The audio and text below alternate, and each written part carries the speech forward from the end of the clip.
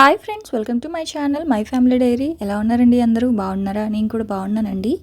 మీరందరూ ఎలా ఉన్నారో నాకైతే కామెంట్ సెక్షన్లో కామెంట్ చేయండి. ఇంక ఇది వచ్చేసి సాటర్డే రోజు వ్లాగ్ అనమాట. సాటర్డే అంటే ముందు రోజు ఫ్రైడే ఈవినింగ్ పూజ చేసుకున్నాను. అంటే ఈవినింగ్ 6 o'clockకి చేశాను పూజ. అయినా సరే దీపం కొండెక్కకుండా వెలుగుతూనే ఉంది. నాకైతే చాలా హ్యాపీగా అనిపించింది అలా దీపం వెలుగుతూ ఉంటే. ఈ దీపం మాత్రం నిజంగా అండి దాదాపు 15 hours పాటు వెలుగుతూ ఉందన్నమాట. ఉదయం పూట పూజ చేసినా సరే ఈవినింగ్ వరకు వెలుగుతూనే ఉంది. ఈవినింగ్ మళ్ళీ కొంచెం ఆయిల్ అందులో వేసి దండం పెట్టుకుంటూ ఉంటానన్నమాట ఉదయం చేసినప్పుడు. సో ఇంక ఇప్పుడైతే చూశారు కదా. కాకపోతే ఉదయం పూట ఎక్కువ చేయలేకపోతున్నాను పూజ అయితే మాత్రం మ్యాక్సిమం ఈవినింగే చేసుకుంటాను. సో ఇంక ఇక్కడ ఏంటంటే ఉదయాన్నే కదా ఇంక అలా బయటకు వచ్చాను. ఇవాళ పిల్లలకి హాఫ్ డేనే, ఇంకా మా వారికి కూడా హాఫ్ డేనే అనమాట. సో అందుకని చెప్పేసి ఇంకా లంచ్ ప్యాక్ చేసేది ఏమీ లేదు కాబట్టి కొంచెం నెమ్మదిగా చేద్దాంలే వంట అని చెప్పి ఇంకా అలా బయటకు వచ్చి కొంచెంసేపు అలా చూసుకొని ఇంక ఇవాళ ఒక కొత్త ముగ్గు నేర్చుకున్నాను. ఆ ముగ్గు అయితే వేద్దామని చెప్పి ఫిక్స్ అయ్యా. ఎందుకంటే లంచ్ బాక్సులు లేవు కదా అందుకని చెప్పి. ఇంకా మీరు రెగ్యులర్గా నన్ను అడుగుతూ ఉన్న కామెంట్స్కి ఇవాళ రిప్లై ఇద్దాం అనుకున్నా. యాక్చువల్గా మా వారితో కలిసి చేద్దాం అనుకుంటున్నాను. కాకపోతే అది ఆ వ్లాగ్ అసలు కుదరట్లేదు ఎందుకో, తనకి ఖాళీ ఉండక అట్లాగా. సో అది మా వారిని అడిగే క్వశ్చన్స్ కాబట్టి తనతో ఈసారి ఎప్పుడైనా చేస్తాను. నన్ను రెగ్యులర్గా అడిగే క్వశ్చన్స్కి ఇవాల్టి వ్లాగ్లో ఆన్సర్ చేస్తాను, చూస్తూ ఉండండి. సో ఇంకా యాజ్ యూజువల్ ఇంకా పొద్దున్నే కాబట్టి టీ పెట్టేశాను స్టవ్ మీద. అయితే ఇంకా ఇప్పుడు నేను ఫస్ట్ ఈ క్వశ్చన్తోనే స్టార్ట్ చేస్తున్నా. టీ పెట్టాను కదండి గిన్నె, అది జియో మార్ట్లో తీసుకున్నాను. 3-piece సెట్ 500 రూపీస్కి వచ్చింది. నేను ఆ రోజే చెప్పాను టీ పెట్టినప్పుడు ఇది అంటే 3-piece సెట్ ఇది టీకి చాలా బాగుంది, కడాయి వెడల్పుగా బాగుంది, ఆ తర్వాత ఫ్రై ప్యాన్ కూడా బాగుంది అన్నాను. అయితే సూపర్ క్వాలిటీ అని నేను ఎక్కడ చెప్పలేదండి. ఎందుకంటే 500 రూపీస్కి ఏమొస్తుంది అని ఆ రోజు వ్లాగ్లో కూడా చెప్పాను, ఇప్పుడు కూడా చెప్తున్నాను. అంటే ఇప్పుడు ట్రిపుల్ లేయర్ అనుకోండి చాలా మందంగా ఉంటుంది, అడుగు అనేది పట్టదు. సో ఇదేంటి అంటే నార్మల్ స్టీల్ కడాయి, అందులో మనం డీప్ ఫ్రైస్ చేసుకోవచ్చు. లేదు అనుకుంటే ఏదైనా సిమ్లో పెట్టి చేసుకుంటే అడుగు మాడదండి. మనం ఫాస్ట్గా చెయ్యాలి అన్నప్పుడు మాత్రం హై ఫ్లేమ్లో పెట్టి చేస్తున్నప్పుడు ఈ స్టీల్ కడాయిలు, ఈ జియో మార్ట్లో కొడిన కడాయే కాదు ఏ స్టీల్ కడాయి అయినా సరే పని చేయదు. చెప్పాలంటే ట్రిపుల్ లేయర్ స్టీల్ కడాయి అయినా సరే అడుగు అనేది పడుతుంది హై ఫ్లేమ్లో పెట్టి చేస్తే. సో ట్రిపుల్ లేయర్ ఉన్నదే మనం సిమ్లో పెట్టి చేస్తాము. అలాంటిది ఇది నార్మల్ స్టీల్ కడాయి అయినప్పుడు మనం దాన్ని చాలా స్లోగా పెట్టి కుక్ చేసుకోవాలి. సో ఎవరైనా కొనుక్కొని అది వాళ్ళకి పని చేయకపోతే మరి నేనైతే ఏం చేయలేనండి. 500 రూపీస్కి మనం అంతకంటే ఎక్కువ ఎక్స్పెక్ట్ చేయకూడదు. అది నేనేం ప్రమోషన్ కోసం చేసిన వీడియో కాదు, మా చెల్లి కొనుక్కుందని చెప్పాను, అదే చూసి నేను కూడా కొన్నానండి అని చెప్పాను తప్ప నాకు నచ్చి తీసుకున్నాను. మీకు కూడా ఎవరికైనా నచ్చితే తీసుకోండి అని చెప్పాను. మన సబ్స్క్రైబర్స్ చాలామంది కొనుక్కున్నారు దాన్ని. సో దానికోసం అడుగుతూ ఉన్నారు కామెంట్లో, అందుకే చెప్పాలనిపించింది. ఆ తర్వాత ఇంకా వేడి నీళ్ళు పెట్టాను కదా. సో గీజర్ కొనుక్కోవచ్చు కదా భారతి, ఎందుకు వేడి నీళ్ళు పెట్టుకోవడం స్టవ్ మీద అని. అది అంటే మొన్న అన్ని కొన్నావు కదా, హీటర్ ఎందుకు కొనుక్కోలేదు అని అన్నారు. యాక్చువల్గా నా మంచి కోసమే చెప్పారు, నాకు కొంచెం హ్యాపీగా అనిపించింది. అయితేనండి కొనడానికి ఏం కాదు, మాకిప్పుడు అక్కడ ప్లంబింగ్ వర్క్ అంతా చెయ్యాలన్నమాట. బాత్రూంలో హైట్ కూడా సరిపోదు. ఒకవేళ లోపల అంటే 2 బాత్రూమ్స్ ఉంటాయి కదా, లోపల ఒకటి బయట వాషింగ్ మిషన్ పెట్టింది. సో అప్పుడు ఏంటంటే లోపల హీటరు అది స్లాబ్ అనేది కిందకు ఉంటుంది. ఎందుకంటే సన్ సైడ్ అటక అంటాం కదా, అటక ఉండడం వల్ల కిందకు ఉంటుంది. సో మనం గీజర్ పెట్టినప్పుడు ఏంటంటే చేయికి తగులుతుంది. ఇంకొకటి ప్లంబింగ్ వర్క్ కోసం ఆ టైల్స్ అన్నీ పగలగొట్టాలండి, అదంతా మెస్సీ అయిపోద్ది, బయట నుంచి పైపులు అనేవి పెట్టలేము. సో అందుకని చెప్పి హీటర్ కొనుక్కోవట్లేదు. అందుకే ఇంక స్టవ్ మీద పెట్టాల్సి వస్తుంది వేడి నీళ్ళు. కానీ మీరు నా మంచి కోసమే చెప్పారు, నాకు అర్థమైంది. అదంతా చాలా సివిల్ వర్క్ ఉంటుంది, అదంతా చేయించాలి, అందుకని చెప్పేసి పెట్టట్లేదు అనమాట. ఆ తర్వాత ఇంక ఇక్కడైతే ఇదిగోండి నేను ఒక ముగ్గు నేర్చుకున్నాను. అంటే యాక్చువల్గా ఇది చాలా రోజుల నుంచి వేద్దాం అనుకుంటున్నాను కానీ నాకు సరిగా తిరగదేమో, చెయ్యి తిరగదు అనే ఒక మైండ్తో ఉండిపోయాను. అయితే మొన్న ఒక సంక్రాంతి ముగ్గు టైంలో మన సబ్స్క్రైబర్ ఒకళ్ళు చెప్పారు, అక్క మీరు ఎంచక్క వంట చేస్తారు కదా, ముగ్గు కూడా ట్రై చేయండి ఖాళీగా ఉన్నప్పుడు, ఎందుకు రాదు, మీరు అంత బాగా వంట చేసేటప్పుడు మీకు ముగ్గు ఎందుకు రాదు అని చెప్పి నన్ను మోటివేట్ చేశారు. ఖాళీగా ఉన్నప్పుడు కింద గచ్చు మీద వేస్తూ ఉండండి అని చెప్పి. అయితే యాక్చువల్‌గా ఇవాళ లంచ్ బాక్స్ లేదు గదా అని చెప్పేసి ఈ ముగ్గు ప్రోగ్రామ్ పెట్టుకున్నాను గానీ, టిఫిన్ అయితే చెయ్యాలి గదా! సో, మా వారికి కాస్త లేట్ అయిపోయింది చెప్పాలంటే. సో, అయినా పర్లేదని చెప్పి నేనైతే ఇంకా ముగ్గయితే వేశా. ఇదిగోండి యూట్యూబ్‌లో అలా చూస్తూ ఒకవైపు వీడియో తీస్తున్నా, ఒక సెకండ్ మళ్ళీ ఆఫ్ చేసి, మళ్ళీ ఈ ముగ్గు చూస్తూ వేశాననమాట. నాకేంటంటే ఆ మెలికలు తిప్పేటప్పుడు చెయ్యి సరిగ్గా తిరగదేమో అనే ఒక టెన్షన్ ఉంటదనమాట. సో, మొత్తానికి ముగ్గయితే ఏశా. పర్వాలేదనే అనిపిచ్చింది. సో, మీరు చూసారు గదా! మీకెలా అనిపించిందో చెప్పండి. ఆ తర్వాత ఇక్కడైతే ఇవాళ నేను దోసల్లోకి కారప్పొడి చేసుకుంటున్నానండి. నల్ల కారం అంటారు కదా! సో, అది. కాకపోతే కొంచెం కరివేపాకు కూడా యేసుకుంటున్నాను. బావుంటది. వీళ్ళేమో కారం పెద్దగా తినరు. మా ఆయన మెయిన్‌గా తినరు. మామయ్య, నేను, మా పిల్లలు కూడా కారం బానే తింటారు. సో, అందుకని చెప్పి చట్నీలో కారం తక్కువేస్తున్నాను. నాకు నచ్చట్లా. అందుకని ఇంక మా కోసం కారప్పొడి చేసుకుంటున్నా. కడాయిలో ఫస్ట్ ఒక స్పూన్ ఆయిల్ వేసుకొని, ఒక హాఫ్ కప్పు శనగపప్పు అయితే వేసుకున్నా. కొంతమంది మినపప్పు కూడా వేసుకుంటారు. మీ ఇష్టం ఏదైనా వేసుకోవచ్చు. పప్పు హాఫ్ వేగాలి. వేగిన తర్వాత పావు కప్పు ధనియాలు, ఒక స్పూను జీలకర్ర వేసుకున్నాను. అంటే ఇప్పుడు ఎక్కువ క్వాంటిటీ చేసామనుకోండి, అప్పుడు పప్పుని మంచిగా వేయించి ఒక గిన్నెలోకి తీసుకోవచ్చు. ఇక్కడ నేను కొంచెం కొంచెంగా చేస్తున్నాను కాబట్టి అన్నీ డైరెక్ట్‌గా ఫ్రై చేసేసుకుంటున్నాను అన్నీ ఒకే కడాయిలో.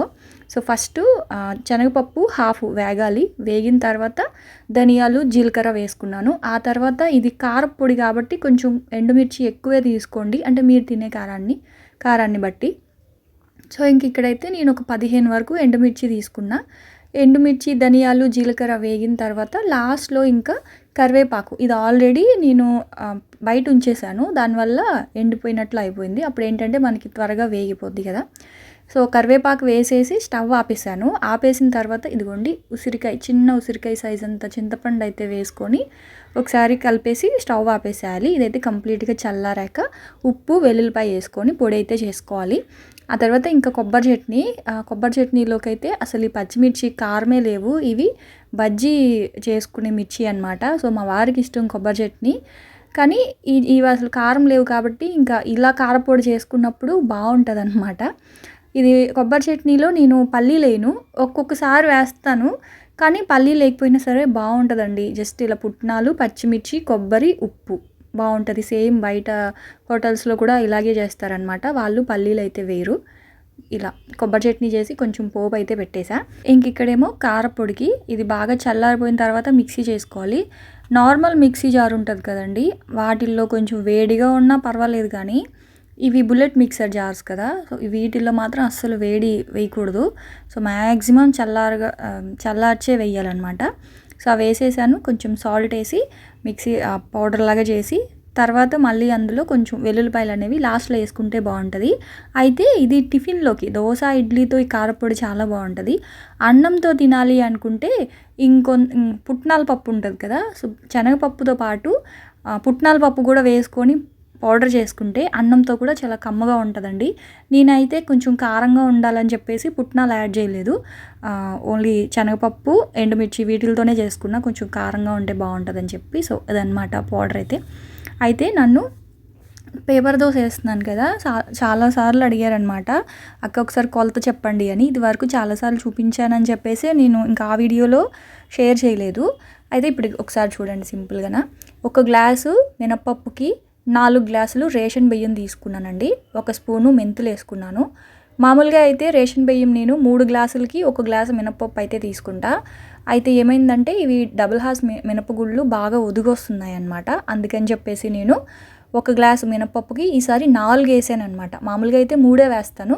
మనం మినపప్పు వచ్చే ఒదుగుని బట్టి బియ్యం అనేది తీసుకోవాలి.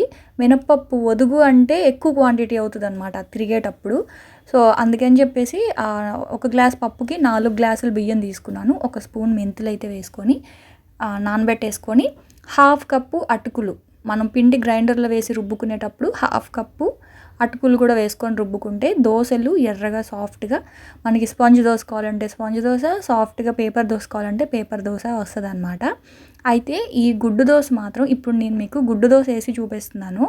ఈ గుడ్డు దోస అనేది నేను మండే రోజు వేశాను. సాటర్డే తినరు కదా! సో, మళ్ళీ మీరు ఎవరైనా ఆ క్వెషన్ కూడా అడుగుతారు. సాటర్డే వ్లాగ్ అని చెప్పి మీరు ఎగ్గేసారు ఏంటక్క అని చెప్పి. అందుకే ఒకసారి చెప్తున్నా. ఎందుకంటే కారప్పొడి చేశాను కదండీ! సో, ఆ కారప్పొడి ఏంటంటే గుడ్డు దోస మీద కూడా బాగుంటుంది అని మీకు ఒకసారి చూపిద్దాం అని చెప్పేసి గుడ్డు దోస ఎలాగో వేసాను కదా అని చెప్పి ఇంకా తీసానన్నమాట. అయితే యాక్చువల్గా ఏం జరిగిందంటే ఆ రోజు ముగ్గు హడావిడిలో పడి ఆ వీడియో తీయలేదు. ముందు వీళ్ళకి టిఫిన్ చేసి పెట్టేశాను టైం అయిపోతుంది అని చెప్పి. ఇంకా ఆ రోజు నేను టిఫిన్ అదంతా ఏం షూట్ చేయలేదన్నమాట. అందుకని చెప్పి ఇంక మళ్ళీ మండే రోజు ఎలాగో గుడ్డు దోశ వేస్తున్నాను కదా అని చెప్పి ఆ క్లిప్పింగ్ అయితే యాడ్ చేశాను. సో మనం ఎప్పుడైనా సరేనండి, దోశ మనకి పేపర్ దోశలా రావాలి అంటే పెనము వేడెక్కిన తర్వాత కొంచెం నీళ్లు చిలకరించి ఒక క్లాత్తో కానీ లేదా టిష్యూతో కానీ దాని మీద ఉన్న వాటరు అలాగే ఆయిల్ ఏదైనా ఉంటుంది కదా, సో అది 2-3 దోశలకు ఒకసారి మొత్తం క్లీన్ చేస్తూ ఉంటే మనకి దోశ అనేది అందులో మనం ఇలా దోశ వేస్తాం కదా, అప్పుడు ఏంటంటే మధ్యలో చిన్న చిన్న క్రాక్స్ రాకుండా ఈవెన్గా ఇదిగోండి ఇట్లా వస్తుంది అనమాట, సాఫ్ట్గా ఇట్లాగా. ఒక్కొక్కసారి మనం కంగారుగా టైం లేదు అన్నప్పుడు నార్మల్గా వేసేస్తూ ఉంటాం దోశలు, అప్పుడు కూడా దోశలు బాగా వస్తాయి. కాకపోతే ఇలాగ పేపర్ దోశలాగా రాదు, అంటే రౌండ్గా రాదు, మధ్యలో చిన్న చిన్న కన్నాలు పడడం లేకపోతే అట్లా ఉంటుంది అనమాట. అంతే మనం వేసేదాన్ని బట్టి. ఇంకా కొబ్బరి చట్నీ కూడా నేను మండేనే చేశాను అనమాట. సో కారపొడి మాత్రం సాటర్డే రోజు చేశాను. కాకపోతే ఇంకా చెప్పాయి కదా ఆ రోజు ఇంకా అసలు వీడియో నేనేమి టిఫిన్ టైం అయిపోతుందని తీయలేదు ఆ రోజు వీడియో. ఆ తర్వాత ఇంకా మళ్ళీ సాటర్డే రోజు వ్లాగే అనమాట. కాకపోతే ఓన్లీ దోశ మాత్రమే ఆ రోజు తీసాను, మండే రోజు. ఆ తర్వాత ఇంకా బెడ్షీట్ మార్చాను అనమాట. వైట్ కలర్ బెడ్షీట్ ఉంది కదా, సో అది కొంచెం నల్లగా అయినట్లుంది. మీరు అడగొచ్చు బెడ్షీట్ మీద బెడ్షీట్ వేస్తున్నారు ఏంటి అని. అంటే బెడ్ పాడైపోతుందని చెప్పి ఆ ఎల్లో కలర్ బెడ్షీట్ ఇంకా అలా ఉంచేసాను నేను, బెడ్కి తీయకుండానా. పైన మాత్రం బెడ్షీట్స్ మారుస్తూ ఉన్నాను. అయితే వీటి గురించి కూడా చెప్పాలండి. నేను ఏదైనా ప్రోడక్ట్ అనేది నేను కొంటే జస్ట్ అది మీతో షేర్ చేస్తాను తప్ప అదేం ప్రమోషన్ వీడియో కాదండి. నాకేం దానికి ఏం డబ్బులు రావు. అయితే అన్నారు మీరు ప్రమోషన్ వీడియో కాదంటున్నారు కానీ మీరు చెప్పినప్పుడేమో ప్రైస్ తక్కువ ఉంటుంది, మేము కొందాం అనుకున్నప్పుడేమో అది ప్రైస్ ఎక్కువ అయిపోతుంది, అప్పుడు అది మీకు అది ప్రమోషన్ కాబట్టి మీకు తక్కువకి వచ్చింది అంటున్నారు. కాదండి, మనం ఏదైనా షాపింగ్ అనేది ఆన్లైన్లో చేసేటప్పుడు ప్రైస్ అనేది ఎక్కువ తక్కువ అవుతూ ఉంటుంది. అది నా ఒక్కరికే కాదు, ఎవరికైనా సరే ఆ ప్రైస్కి వస్తుంది అనమాట. మనం ఏం చేయాలి అంటే ఖాళీగా ఉన్నప్పుడు మనకి నచ్చినవి షాప్ చేసి కార్ట్లో యాడ్ చేసి పెట్టుకోవాలండి. చేసిన తర్వాత ఒకవేళ అది ప్రైస్ కనుక తగ్గింది అంటే వాళ్ళు మనకి నోటిఫికేషన్ పంపిస్తారు, ప్రైస్ తగ్గింది మీరు కావాలి అంటే షాప్ చేసుకోవచ్చు అని చెప్పి. అప్పుడు మనం కొనుక్కోవాలన్నమాట. సో నేను అదే చేస్తాను. సో మీకు అందుకే ఇంకా బెడ్స్ అవన్నీ సర్దేసి ఇంట్లో పని చేసేసుకున్న తర్వాత సరుకులు అయితే సర్దుకుంటూ ఉన్నాను. బ్లింకిట్లో ఆర్డర్ పెట్టానని మీకు అప్పుడు వీడియోలో చెప్పాయి కదా, సో బ్లింకిట్లో అన్నీ తెచ్చుకున్నటువన్నీ కూడా ఒకసారి నీట్గా ఇక్కడ అల్మారాలు అన్నీ కూడా కడిగేసి తుడుచుకొని ఆ తర్వాత డబ్బాల్లో ఫిల్ చేసుకుంటాను అనమాట. అయితే నేను యాక్చువల్గా చాలామంది నన్ను బ్లింకిట్లో ఎలా ఆర్డర్ చేయాలి, అలాగే మీరు ఏజియోలో షాప్ చేసేటప్పుడు ఎలా చేస్తారు, ఆఫర్స్లో ఎలా కొంటారు మాకు కూడా చెప్పండి అని చాలామంది అడుగుతారు. నేను ఎందుకు చెప్పలేకపోతున్నాను, ఆ వీడియో ఎందుకు చేయలేకపోతున్నానంటే అందులో ప్రైజెస్ అనేవి ఎప్పుడు ఒకేలాగా ఉండవండి. అది మనం కొంచెం ఓన్ టాలెంట్తో చేయాలన్నమాట. ఏజియోలో ఏంటి అంటే వితిన్ 10 మినిట్స్లో కూడా ప్రైస్ అనేది తగ్గిపోతుంది, పెరిగిపోతుంది. నేను షాపింగ్ చేసే టైంలోనే పెరిగిపోవచ్చు, తగ్గిపోవచ్చు, అవుట్ ఆఫ్ స్టాక్ అయిపోవచ్చు. సో అలా ఉంటుందన్నమాట. అందుకే నేను మీకోసం అది నీట్గా ఎక్స్ప్లెయిన్ చేయలేకపోతున్నాను, ఎందుకంటే ఎలా ఎక్స్ప్లెయిన్ చేయాలో నాకు అర్థం కావట్లేదు. అదేంటి అంటే యాక్చువల్గా నేను ఏం చేస్తానంటే ఖాళీగా ఉన్న టైంలో ఇప్పుడు నేను ఏదైనా కొనాలి అంటే ఇప్పుడు నేను పిల్లలకు కావచ్చు, నాకు కావచ్చు, లేదా ఇంట్లోకి ఎవరికైనా కావాలి అన్నప్పుడు ఖాళీగా ఉన్నప్పుడు చూసి పెట్టుకుంటాను. అంటే ఇప్పుడు నేను నెక్స్ట్ మంత్ ఏదైనా అకేషన్ ఉంది అంటే ఈ మంతే షాపింగ్ అనేది చేసి కార్ట్లో యాడ్ చేసుకుంటాను. అంటే అది ప్రైస్ అంతే ఉందా తగ్గుతుందా అని మనకి తెలియాలి అంటే కార్ట్లో యాడ్ చేసుకోవాలన్నమాట. అప్పుడు ఏంటంటే ప్రైస్ తగ్గినప్పుడు మనకి నోటిఫికేషన్ వస్తుంది. లేదు ఒక 10 డేస్ అలా చూడండి, ప్రైస్ కనుక తగ్గలేదు అంటే ఇంక అది తగ్గదు అని అర్థం. తర్వాత మళ్ళీ కొనుక్కోవడమే. ఇలా చాలా జరిగాయండి. నేను లాస్ట్ టైం విష్ణుకి ఒక బర్త్డే డ్రెస్ 2000 పెట్టి కొన్నాను, అది 1500కి వచ్చింది. ఇప్పుడు ప్రెజెంట్ 1500లో ఉంది. సో 500 వేరియేషన్ వచ్చింది బ్రాండెడ్ బట్టల మీద. ఇప్పుడు తగ్గినాయి అనమాట. కానీ నేనేం చేస్తాను, అప్పుడు నేను కొన్నప్పుడు ఎక్కువ పెట్టి కొన్నాను, ఇప్పుడు 500 రూపీస్ తగ్గింది.